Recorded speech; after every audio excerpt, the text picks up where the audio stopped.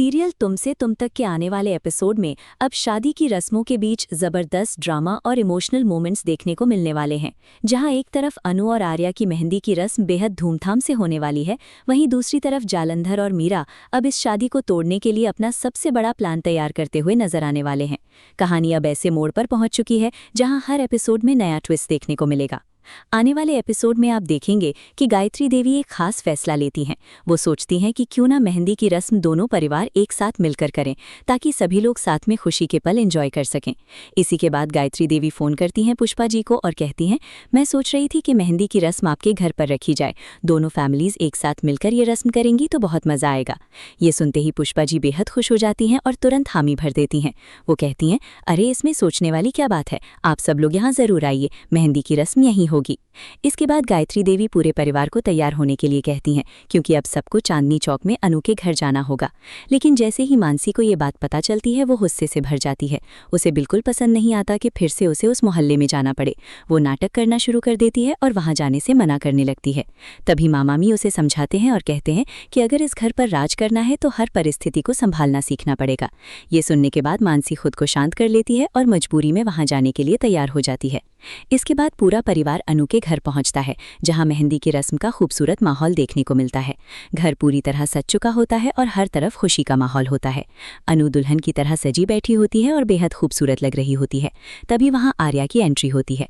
जैसे ही आर्या की नज़र अनु पर पड़ती है, वो बस उसे देखते ही रह जाते हैं। उनकी नज़रें अनु से हटने का नाम नहीं लेती।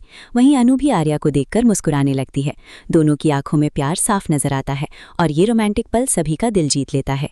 इसके बाद मेहंदी की रस्म शुरू होती है। सभी के हाथों में मेहंदी लगती है और माहौल पूरी तरह खुशियों से भर जाता है। अनु अपने हाथों में आर्या का नाम लिखवाती है, तो वहीं आर्या भी अपने हाथों में अनु का नाम लिखवाते हैं। दोनों एक दूसरे को देखकर मुस्कुरा रहे होते हैं और पूरा परिवार इस पल को खूब एंजॉय कर रहा होता है।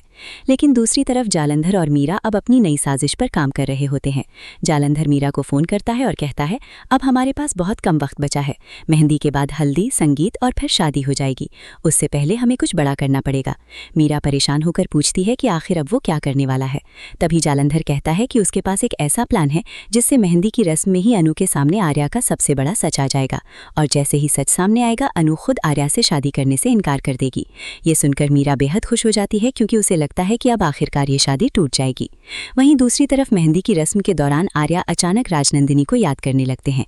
उन्हें बार बार वही पुरानी बातें याद आने लगती हैं, जिससे वो थोड़े परेशान नजर आते हैं। तभी वहां सिद्धि माता की एंट्री होती है। सिद्धि माता आते ही ऐसी रहस्यमयी बातें कहती हैं जिन्हें सुनकर गायत्री देवी सोच में पड़ जाती हैं।